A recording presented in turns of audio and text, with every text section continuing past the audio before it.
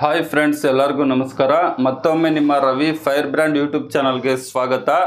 ರಾಜ್ಯ ಸರ್ಕಾರದಿಂದ ಉದ್ಯಮಶೀಲತಾ ಅಭಿವೃದ್ಧಿ ಯೋಜನೆ ಅಂತ ಹೇಳಿಬಿಟ್ಟು ಒಂದು ಯೋಜನೆಯನ್ನು ಬಿಟ್ಟಿದ್ದಾರೆ. ಸೊ ಇದರಲ್ಲಿ ನಿಮಗೆ 2 ಲಕ್ಷದವರೆಗೆ ಲೋನನ್ನು ಕೊಡ್ತಾರೆ. 1,60,000 ರೂಪಾಯಿ ಸಬ್ಸಿಡಿ ಇರುತ್ತೆ. ಇನ್ನು ಕೇವಲ 40,000 ರೂಪಾಯಿ ಮಾತ್ರ ನೀವು ಕಡಿಮೆ ಬಡ್ಡಿಯಲ್ಲಿ ಕಟ್ಟಬೇಕಾಗುತ್ತೆ ಸರ್ಕಾರಕ್ಕೆ. ಸೊ ಈ ಒಂದು ಯೋಜನೆಗೆ ನಿಮ್ಮ ಮೊಬೈಲ್ ಮುಖಾಂತರ ಯಾವ ರೀತಿ ಅರ್ಜಿಯನ್ನು ಸಲ್ಲಿಸೋದು, ಏನೆಲ್ಲ ದಾಖಲಾತಿಗಳು ಬೇಕು, ಯಾವತ್ತು ಕೊನೆಯ ದಿನಾಂಕ, ಈ ಎಲ್ಲದರ ಬಗ್ಗೆ ಸಂಪೂರ್ಣವಾದ ಮಾಹಿತಿಯನ್ನು ಕೊಡ್ತೀನಿ. ಅದೇ ರೀತಿಯಾಗಿ ಸಿಂಪಲ್ ಆಗಿ ನೀವೇ ನಿಮ್ಮ ಮೊಬೈಲಲ್ಲಿ 2 ನಿಮಿಷದಲ್ಲಿ ಈ ಒಂದು ಯೋಜನೆಗೆ ಯಾವ ರೀತಿ ಅರ್ಜಿ ಸಲ್ಲಿಸೋದು ಅಂತಾನು ತಿಳಿಸ್ತೀನಿ ಸ್ನೇಹಿತರೆ. ಹಾಗಾಗಿ ಎಲ್ಲೂ ಸ್ಕಿಪ್ ಮಾಡದೆ ಕೊನೆವರೆಗೂ ನೋಡಿ. ಅದೇ ರೀತಿಯಾಗಿ ಯಾರೆಲ್ಲ ನಮ್ಮ ಯೂಟ್ಯೂಬ್ ಚಾನಲ್ಗೆ ಸಬ್ಸ್ಕ್ರೈಬ್ ಮಾಡ್ಕೊಂಡಿಲ್ವೋ ಅಂಥವ್ರು ಕೂಡಲೇ ಸಬ್ಸ್ಕ್ರೈಬ್ ಮಾಡ್ಕೊಳ್ಳಿ. ನಿಮ್ಮ ಮೊಬೈಲ್ ರೈಟ್ ಸೈಡಲ್ಲಿ ಸಬ್ಸ್ಕ್ರೈಬ್ ಅಂತಿರುತ್ತೆ, ಅದನ್ನು ಒಂದ್ಸರಿ ಕ್ಲಿಕ್ ಮಾಡಿ. ಮತ್ತೆ ಇನ್ನೊಂದ್ಸರಿ ಕ್ಲಿಕ್ ಮಾಡಿದ್ರೆ ಆಲ್ ಅಂತ ಬರುತ್ತೆ. ಆಲ್ ಅನ್ನೋದ್ರ ಮೇಲೆ ಕ್ಲಿಕ್ ಮಾಡೋದ್ರ ಮುಖಾಂತರ ಸರ್ಕಾರದಿಂದ ಬರುವಂತಹ ಹಲವಾರು ಯೋಜನೆಗಳು ನಿಮಗೆ ಮುಂಚಿತವಾಗಿ ಬರುತ್ತೆ ಸ್ನೇಹಿತರೆ. ಸೊ ಸಬ್ಸ್ಕ್ರೈಬ್ ಮಾಡ್ಕೊಳ್ಳೋದು ಸಂಪೂರ್ಣವಾಗಿ ಉಚಿತವಾಗಿರುತ್ತೆ. ಹಾಗಾಗಿ ತಪ್ಪದೆ ಸಬ್ಸ್ಕ್ರೈಬ್ ಮಾಡ್ಕೊಳ್ಳಿ. ಇನ್ನು ಈ ಒಂದು ಉದ್ಯಮಶೀಲತಾ ಅಭಿವೃದ್ಧಿ ಯೋಜನೆಗೆ ಅರ್ಜಿ ಸಲ್ಲಿಸೋದಕ್ಕೆ ಏನೆಲ್ಲ ದಾಖಲಾತಿಗಳು ಬೇಕಪ್ಪ ಅಂತ ಅಂದರೆ, ನಿಮ್ಮದೊಂದು ಆಧಾರ್ ಕಾರ್ಡ್ ಬೇಕಾಗುತ್ತೆ, ನಂತರ ಬ್ಯಾಂಕ್ ಪಾಸ್ಬುಕ್ ಬೇಕಾಗುತ್ತೆ, ಪ್ರಾಜೆಕ್ಟ್ ರಿಪೋರ್ಟ್ ಬೇಕಾಗುತ್ತೆ, ನಿಮ್ಮದೊಂದು ಫೋಟೋ ಬೇಕಾಗುತ್ತೆ ಸ್ನೇಹಿತರೆ.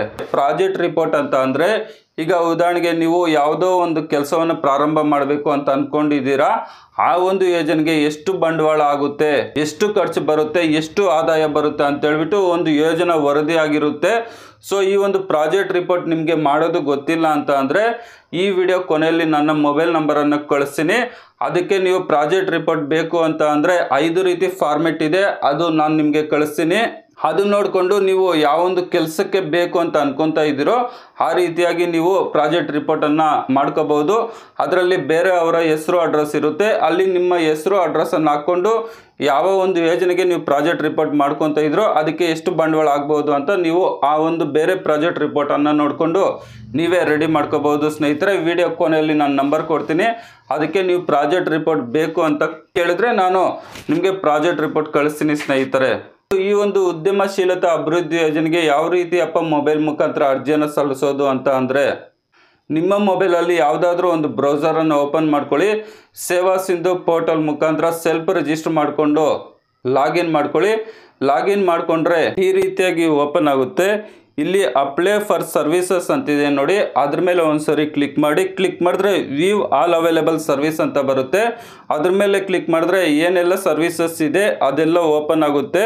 ಸೊ ಇಲ್ಲಿ ಸರ್ಚ್ ಬಾಕ್ಸಲ್ಲಿ ಸೆಲ್ಫ್ ಅಂತ ಕೊಟ್ಟರೆ ಇಲ್ಲಿ ನೀವು ನೋಡ್ಬೋದು, ಫಸ್ಟ್ ಆಪ್ಷನ್ ಉದ್ಯಮಶೀಲತಾ ಅಭಿವೃದ್ಧಿ ಯೋಜನೆ 2 ಲಕ್ಷಗಳು ಅಂತಿದೆ ನೋಡಿ, ಆ ರೀತಿಯಾಗಿ ಓಪನ್ ಆಗುತ್ತೆ. ಅದ್ರ ಮೇಲೆ ಒಂದ್ಸರಿ ಕ್ಲಿಕ್ ಮಾಡಿದ್ರೆ ಈ ರೀತಿಯಾಗಿ ಓಪನ್ ಆಗುತ್ತೆ. ಇಲ್ಲಿ ನೀವು ನೋಡ್ಬೋದು, ಸಮಾಜ ಕಲ್ಯಾಣ ಇಲಾಖೆ ಉದ್ಯಮಶೀಲತಾ ಅಭಿವೃದ್ಧಿ ಯೋಜನೆ 2 ಲಕ್ಷಗಳು ಅಂತ ಹೇಳ್ಬಿಟ್ಟು. ಸೊ ಇಲ್ಲಿ ಕೆಳಗಡೆ ಬಂದರೆ ನಿಗಮಗಳನ್ನು ಆಯ್ಕೆ ಮಾಡಿ ಅಂತಿದೆ ನೋಡಿ. ಅಲ್ಲಿ ಯಾವ ಕ್ಯಾಸ್ಟ್ ಅವರು ಯಾವ ನಿಗಮಕ್ಕೆ ಬರ್ತಾರೆ ಅಂತ ನಿಮಗೆ ಗೊತ್ತಿಲ್ಲದೆ ಇದ್ದರೆ ನನಗೆ ನಿಗಮದ್ದು ಲೀಸ್ಟ್ ಅಂತ ಕಳಿಸಿ. ಅದರಲ್ಲಿ ನಿಮ್ಮ ಒಂದು ಕ್ಯಾಸ್ಟ್ ಇರುತ್ತೆ, ಆ ಒಂದು ಕ್ಯಾಸ್ಟ್ ಯಾವ ನಿಗಮಕ್ಕೆ ಬರುತ್ತೆ ಅಂತ ನೀವು ತಿಳ್ಕೊಂಡು ಆ ಒಂದು ನಿಗಮವನ್ನು ನೀವು ಆಯ್ಕೆ ಮಾಡ್ಕೋಬಹುದು. ಸೊ ಸುಮಾರು ಇಲ್ಲಿ 6 ನಿಗಮಗಳಿದೆ. ಸೊ ನಿಮ್ಮ ಕ್ಯಾಸ್ಟ್ ಯಾವ ನಿಗಮಕ್ಕೆ ಬರುತ್ತೋ ಆ ಒಂದು ನಿಗಮವನ್ನು ಆಯ್ಕೆ ಮಾಡ್ಕೊಳ್ಳಿ. ಅದಾದಮೇಲೆ ಅರ್ಜಿದಾರ ವಿವರಗಳು ಅಂತಿದೆ ನೋಡಿ, ಅದ್ರ ಕೆಳಗಡೆ ಆಧಾರ್ ಅಥೆಂಟಿಕೇಶನ್ ಅಂತಿದೆ ನೋಡಿ, ಅದನ್ನು ಕ್ಲಿಕ್ ಮಾಡಿದ್ರೆ ಈ ರೀತಿಯಾಗಿ ಓಪನ್ ಆಗುತ್ತೆ. ಸೊ ಇಲ್ಲಿ ನೀವು ನಿಮ್ಮ ಒಂದು ಆಧಾರ್ ನಂಬರನ್ನು ಎಂಟ್ರಿ ಮಾಡಬೇಕಾಗುತ್ತೆ. ಆಧಾರ್ ನಂಬರನ್ನು ಎಂಟ್ರಿ ಮಾಡಿಬಿಟ್ಟು ನನ್ನ ಆಧಾರ್ ಪಕ್ಕದಲ್ಲಿ ಒಂದು ಬಾಕ್ಸ್ ಇದೆ ನೋಡಿ, ಅದ್ರ ಮೇಲೆ ಕ್ಲಿಕ್ ಮಾಡಿಬಿಟ್ಟು OTP ಅಂತಿದೆ ನೋಡಿ, ಅದ್ರ ಮೇಲೆ ಒಂದ್ಸರಿ ಕ್ಲಿಕ್ ಮಾಡಬೇಕಾಗುತ್ತೆ. OTP ಅನ್ನು ಪಡೆಯಿರಿ ಅಂತ ಕ್ಲಿಕ್ ಮಾಡಿದ್ರೆ ಆಧಾರ್ ಕಾರ್ಡ್ಗೆ ರಿಜಿಸ್ಟರ್ ಆಗಿರುವ ಮೊಬೈಲ್ ನಂಬರ್ಗೆ 6 ಅಂಕಿಯ OTP ಹೋಗುತ್ತೆ. ಆ ಒಂದು OTP ಅನ್ನು ನೀವೇನು ಮಾಡಬೇಕಪ್ಪ ಅಂತ ಅಂದರೆ, ಇಲ್ಲಿ OTP ನಮೂದಿಸಿ ಅಂತಿದೆ ನೋಡಿ, ಅಲ್ಲಿ ಆ ಒಂದು OTP ಅನ್ನು ಎಂಟ್ರಿ ಮಾಡಿ ಸಲ್ಲಿಸಿ ಅನ್ನೋದ್ರ ಮೇಲೆ ಒಂದ್ಸರಿ ಕ್ಲಿಕ್ ಮಾಡಬೇಕಾಗುತ್ತೆ. ನಂತರ ಇಷ್ಟಾದಮೇಲೆ ಗೆಟ್ ಆಧಾರ್ ಡೀಟೇಲ್ ಅಂತ ಕೊಟ್ಟರೆ ಆಧಾರ್ ಕಾರ್ಡಲ್ಲಿ ಏನು ಡೀಟೇಲ್ ಇರುತ್ತೆ ಅವೆಲ್ಲ ತಾನಾಗೆ ಬರುತ್ತೆ ಸ್ನೇಹಿತರೆ. ಸೊ ನೆಕ್ಸ್ಟ್ ಏನು ಮಾಡಬೇಕಪ್ಪ ಅಂತ ಅಂದರೆ, ನಿಮ್ಮ ಒಂದು ಮೊಬೈಲ್ ನಂಬರನ್ನು ನೀವು ಅಲ್ಲಿ ಎಂಟ್ರಿ ಮಾಡಬೇಕಾಗುತ್ತೆ. ಆಧಾರ್ ಕಾರ್ಡ್ಗೆ ಲಿಂಕ್ ಇರುವ ಮೊಬೈಲ್ ನಂಬರ್ ಆದರೂ ಎಂಟ್ರಿ ಮಾಡ್ಬೋದು ಅಥವಾ ಬೇರೆ ನಂಬರ್ ಆದರೂ ಎಂಟ್ರಿ ಮಾಡ್ಬೋದು. ಸೊ ಅಲ್ಲಿ ಮೊಬೈಲ್ ಸಂಖ್ಯೆ ಹತ್ರ ನಿಮ್ಮ ಮೊಬೈಲ್ ನಂಬರನ್ನು ಎಂಟ್ರಿ ಮಾಡಿ. ನಂತರ ವಾರ್ಷಿಕ ಆದಾಯ ಅಂತಿದೆ ನೋಡಿ, ಗ್ರಾಮೀಣ ಭಾಗದಲ್ಲಾದರೆ ನಿಮ್ಮ ಒಂದು ಇನ್ಕಮ್ ಸರ್ಟಿಫಿಕೇಟಲ್ಲಿ 1,50,000 ಒಳಗಡೆ ಇರಬೇಕು. ನಗರ ಪ್ರದೇಶದಲ್ಲಾದರೆ 2 ಲಕ್ಷದ ಒಳಗಡೆ ಇರಬೇಕಾಗುತ್ತೆ. ಸೊ ನೀವು ಗ್ರಾಮೀಣ ಭಾಗದವರಾದರೆ 1,50,000 ಅಂತಿದೆ ನೋಡಿ, ಅದನ್ನು ಸೆಲೆಕ್ಟ್ ಮಾಡ್ಕೊಳ್ಳಿ ಸ್ನೇಹಿತರೆ. ನಗರ ಪ್ರದೇಶದಲ್ಲಾದರೆ 2 ಲಕ್ಷ ಅಂತಿದೆ ನೋಡಿ, ಅರ್ಬನ್ ಅಂತ ಹೇಳ್ಬಿಟ್ಟು, ಅರ್ಬನ್ ಏರಿಯಾ ಅಂತ ಹೇಳ್ಬಿಟ್ಟು ಅದನ್ನು ಸೆಲೆಕ್ಟ್ ಮಾಡ್ಕೊಳ್ಳಿ. ಸೊ ಇಷ್ಟಾದ್ಮೇಲೆ ಯಾವ ಒಂದು ಮೊಬೈಲ್ ನಂಬರನ್ನು ಕೊಟ್ಟಿರ್ತೀರಿ ಆ ಒಂದು ಮೊಬೈಲ್ ನಂಬರ್ಗೆ 6 ಅಂಕಿ OTP ಹೋಗುತ್ತೆ. ಆ ಒಂದು OTP ಎಂಟರ್ OTP ಅನ್ನೋ ಒಂದು ಬಾಕ್ಸಲ್ಲಿ ಎಂಟ್ರಿ ಮಾಡಿಬಿಟ್ಟು ವ್ಯಾಲಿಡೇಟ್ ಅಂತ ಕೊಡಿ. ಇಲ್ಲಿ ಸಂಗಾತಿಯ ಹೆಸರು ಅಂತಿದೆ ನೋಡಿ, ಉದಾಹರಣೆಗೆ ಪುರುಷರು ಅರ್ಜಿ ಆಗ್ತಾ ಇದ್ರೆ ಅವರ ಪತ್ನಿಯ ಹೆಸರನ್ನು ಹಾಕ್ಬೋದು, ಪತ್ನಿ ಅರ್ಜಿ ಆಗ್ತಾ ಇದ್ರೆ ಪತಿಯ ಹೆಸರನ್ನು ಹಾಕಬೇಕಾಗುತ್ತೆ. ಸೊ ಇದನ್ನು ಹಾಕಿದ್ದಾದ್ಮೇಲೆ ಸ್ವಲ್ಪ ಸ್ಕ್ರಾಲ್ ಡೌನ್ ಮಾಡಿ ಜಾತಿಯ ವಿವರಗಳಂತಿದೆ ನೋಡಿ, ಇಲ್ಲಿ ಜಾತಿ ಪ್ರಮಾಣ ಪತ್ರದ ಸಂಖ್ಯೆಯನ್ನು ಎಂಟ್ರಿ ಮಾಡಬೇಕಾಗುತ್ತೆ. ಅಂದರೆ ನಿಮ್ಮ ಒಂದು ಕ್ಯಾಸ್ಟ್ ಸರ್ಟಿಫಿಕೇಟ್ ನಂಬರನ್ನು ಎಂಟ್ರಿ ಮಾಡಿದ್ರೆ ಡೀಟೇಲ್ ಎಲ್ಲ ತಾನಾಗೆ ಬರುತ್ತೆ. ಅದೇ ರೀತಿಯಾಗಿ ನಿಮ್ಮ ಆದಾಯ ಪ್ರಮಾಣ ಪತ್ರದ ಸಂಖ್ಯೆ ಅಂತಿದೆ ನೋಡಿ, ಅಲ್ಲಿ ನಿಮ್ಮ ಒಂದು ಇನ್ಕಮ್ ಸರ್ಟಿಫಿಕೇಟ್ ನಂಬರ್ ಹಾಕಿದ್ರೆ ಡೀಟೇಲ್ ಎಲ್ಲ ತಾನಾಗೆ ಬರುತ್ತೆ. ಅದಾದಮೇಲೆ ಸಾಲದ ಉದ್ದೇಶ ಅಂತಿದೆ ನೋಡಿ, ಇಲ್ಲಿ ನೀವು ಪ್ರಾವಿಷನ್ ಸ್ಟೋರ್ ಹಾಕ್ತೀರಾ ಅಥವಾ ಟೈಲರ್ ಅಂಗಡಿ ಹಾಕ್ತೀರಾ ಅಥವಾ ಬಟ್ಟೆ ಅಂಗಡಿ ಹಾಕ್ತೀರಾ ಅಥವಾ ಟೀ ಶಾಪ್ ಅಂಗಡಿ ಹಾಕ್ತೀರಾ ಅಥವಾ ತರಕಾರಿ ಅಂಗಡಿ ಆಗಬೇಕು ಅಂತ ಅಂದ್ಕೊಂಡಿದ್ರೆ ಏನು ಕೆಲಸಕ್ಕೆ ನೀವು ಲೋನನ್ನು ತಗೊತಾ ಇದ್ದೀರೋ ಆ ಒಂದು ಕೆಲಸದ ಹೆಸರನ್ನು ಅಲ್ಲಿ ನೀವು ಎಂಟ್ರಿ ಮಾಡಬೇಕಾಗುತ್ತೆ ಸಾಲದ ಉದ್ದೇಶ ಅನ್ನೋ ಒಂದು ಬಾಕ್ಸಲ್ಲಿ. ಸೊ ಇಲ್ಲಿ ನಾನು ಪ್ರಾವಿಷನ್ ಸ್ಟೋರ್ಗೆ ಅಪ್ಲೈ ಮಾಡ್ತಾ ಇರೋ ಕಾರಣದಿಂದ ಪ್ರಾವಿಷನ್ ಸ್ಟೋರ್ ಅಂತ ಎಂಟ್ರಿ ಮಾಡ್ತೀನಿ. ಇನ್ನು ವಿಳಾಸದ ವಿವರ ಹತ್ರ ನಿಮ್ಮ ಅಡ್ರೆಸ್ ಡೀಟೇಲನ್ನು ಎಂಟ್ರಿ ಮಾಡಬೇಕಾಗುತ್ತೆ. ಇಲ್ಲಿ ಜಿಲ್ಲೆ ಹತ್ರ ನಿಮ್ಮ ಒಂದು ಜಿಲ್ಲೆನ ಸೆಲೆಕ್ಟ್ ಮಾಡ್ಕೊಳ್ಳಿ. ವಿಧಾನಸಭಾ ಕ್ಷೇತ್ರದ ಹೆಸರು ಹತ್ರ ನಿಮ್ಮ ಒಂದು ವಿಧಾನಸಭಾ ಕ್ಷೇತ್ರದ ಹೆಸರನ್ನು ಸೆಲೆಕ್ಟ್ ಮಾಡ್ಕೊಳ್ಳಿ. ನಂತರ ನಿಮ್ಮ ಒಂದು ತಾಲೂಕನ್ನು ಸೆಲೆಕ್ಟ್ ಮಾಡ್ಕೊಳ್ಳಿ. ಅದಾದಮೇಲೆ ನಿಮ್ಮ ಒಂದು ಹೋಬಳಿಯನ್ನು ಸೆಲೆಕ್ಟ್ ಮಾಡ್ಕೊಳ್ಳಿ. ಅದಾದಮೇಲೆ ನಿಮ್ಮ ಗ್ರಾಮ ಯಾವುದಿರುತ್ತೋ ಆ ಒಂದು ಗ್ರಾಮವನ್ನು ಸೆಲೆಕ್ಟ್ ಮಾಡ್ಕೊಳ್ಳಿ. ನಂತರ ಅರ್ಜಿದಾರರ ವಿಳಾಸವನ್ನು ಎಂಟ್ರಿ ಮಾಡಬೇಕಾಗುತ್ತೆ.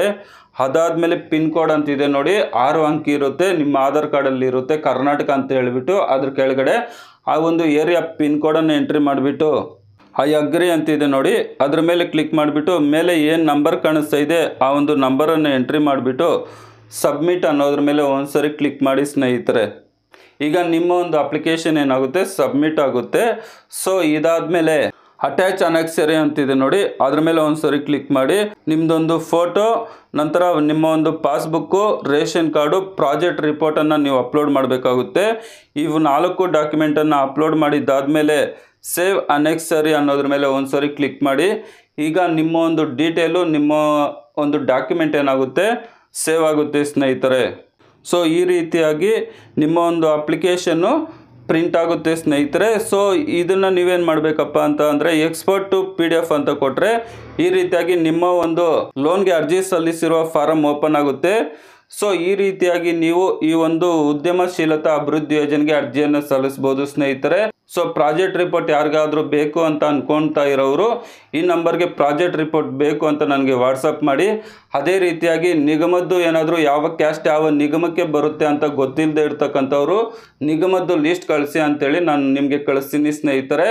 ಸೊ ಈ ಒಂದು ಯೋಜನೆಗೆ ಅರ್ಜಿ ಸಲ್ಲಿಸೋದಕ್ಕೆ ಕೊನೆಯ ದಿನಾಂಕ ಬಂದುಬಿಟ್ಟು 10/10/2024 ಆಗಿರುತ್ತೆ. ಇದು ಕೇವಲ SC ನಂತರ ST ಅವರು ಮಾತ್ರ ಅರ್ಜಿಯನ್ನು ಸಲ್ಲಿಸ್ಬೋದು. ಪುರುಷರು ಬೇಕಾದರೂ ಅರ್ಜಿಯನ್ನು ಸಲ್ಲಿಸ್ಬೋದು, ಮಹಿಳೆಯರು ಬೇಕಾದರೂ ಅರ್ಜಿಯನ್ನು ಸಲ್ಲಿಸ್ಬೋದು ಸ್ನೇಹಿತರೆ. ಸೊ ಈ ರೀತಿಯಾಗಿ ಸರ್ಕಾರದಿಂದ ಬರುವಂತಹ ಹಲವಾರು ಯೋಜನೆಗಳ ಬಗ್ಗೆ ನಿಮಗೆ ನಮ್ಮ ಒಂದು ಯೂಟ್ಯೂಬ್ ಚಾನಲಲ್ಲಿ ಮಾಹಿತಿಯನ್ನು ಕೊಡ್ತಾ ಇರ್ತೀನಿ. ಹಾಗಾಗಿ ಸಬ್ಸ್ಕ್ರೈಬ್ ಮಾಡ್ಕೊಳ್ದೇ ಇರ್ತಕ್ಕಂಥವ್ರು ಕೂಡಲೇ ಸಬ್ಸ್ಕ್ರೈಬ್ ಮಾಡ್ಕೊಳ್ಳಿ. ವಿಡಿಯೋ ನೋಡಿದ್ದಕ್ಕಾಗಿ ತುಂಬ ಧನ್ಯವಾದಗಳು. ಬಾಯ್, ಟೇಕ್ ಕೇರ್ ಫ್ರೆಂಡ್ಸ್.